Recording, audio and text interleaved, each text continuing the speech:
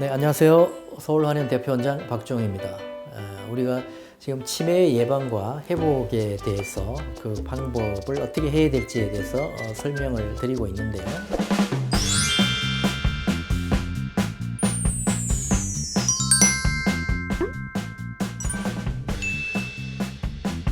지난 시간에 우리가 인지 기능은 네 가지 단계가 있다고 그랬죠. 정상적인 인지가 있고, 건망증이 있고, 그다음에 경도인지 장애, 그리고 치매 이렇게 네 단계로 나눌 수 있다고 설명을 드렸는데요.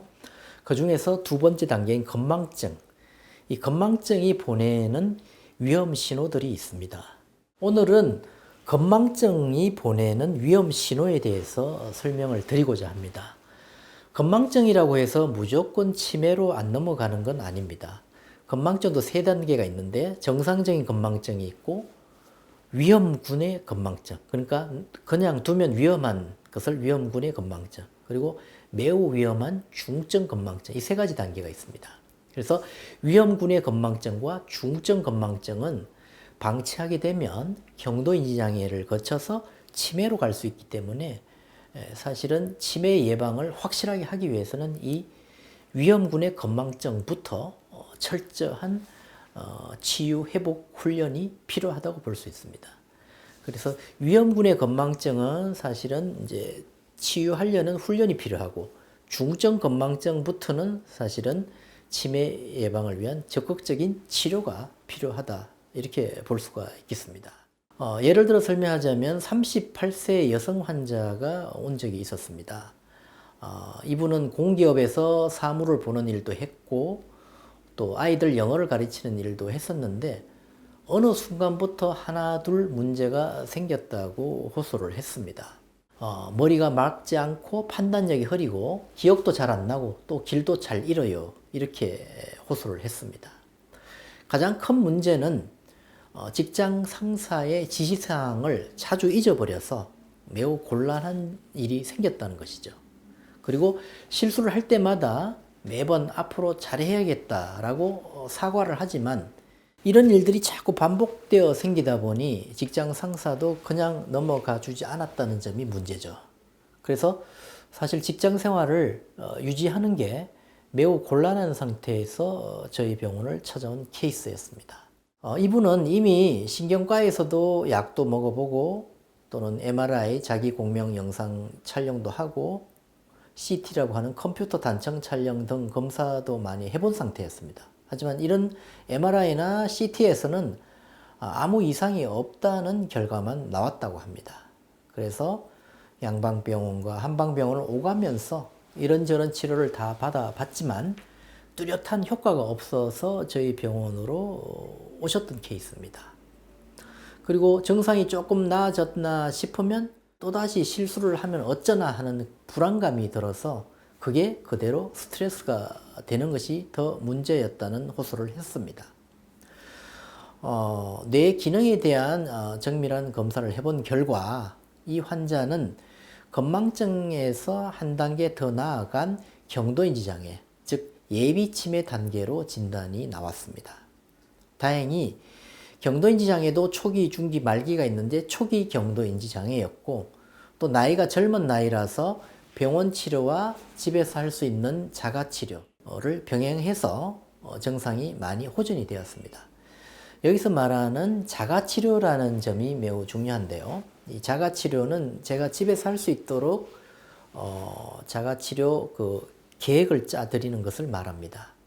첫째는 마음 챙김을 위한 명상 치료고요. 둘째는 브레인 푸드라 해서 뇌에 영향을 줄 수 있는 뇌 영양 음식 처방, 그리고 셋째는 생활 습관의 교정입니다.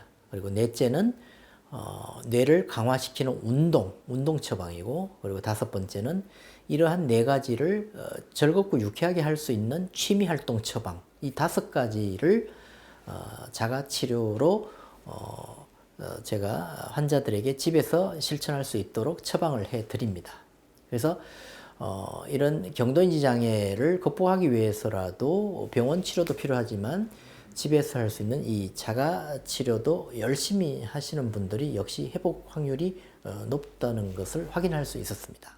이런 병원 치료와 자가 치료를 병행함으로 인해서 뇌로 가는 혈액의 순환이 개선되어서 인지 능력이 다시 향상되니까 처음에 떨어졌던 그 자존감도 많이 되찾았고 또 매사에 긍정적으로 모든 성격도 바뀌었습니다.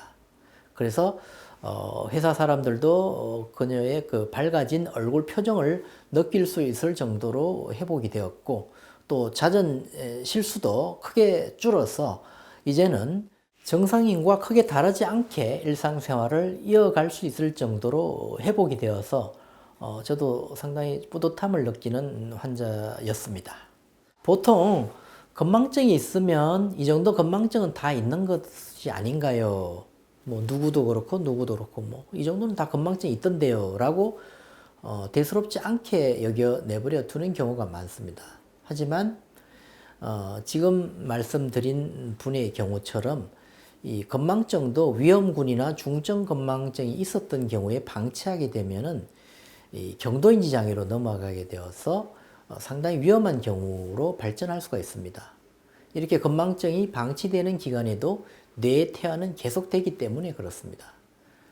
그래서 본격적으로 증상이 발견되기 전 뇌의 한 영역에서는 신경세포나 혈관의 위축 및 손상이 있을 수 있다는 점을 꼭 유의를 해야 됩니다. 그래서 처음에는 그저 주의력이 떨어지고 깜빡깜빡하는 순간이 늘어나는 정도이겠지만 경증에서 중증으로 발전할 수 있고 또 모든 인지와 판단이 흐려지는 단계에 이르기까지 평균 6년에서 10년 정도 걸려서 서서히 진행되지만 나중에는 치매라고 하는 심각한 결과로까지 이어질 수 있기 때문에 우리가 이 건망증이 보내는 그 위험 신호를 무시하지 말고 이것이 경도인지 장애를 거쳐서 치매로 가지 않도록 건망증이 정상군인지 위험군인지 중증인지를 본인이 감별할 수 없기 때문에 병원에서 진찰을 통해서 정확하게 감별한 후에 대책을 미리 세우는 것이 경도인지 장애 또는 치매로 발전하지 않도록 하는 지름길이라는 것을 꼭 기억해 주시기 바랍니다.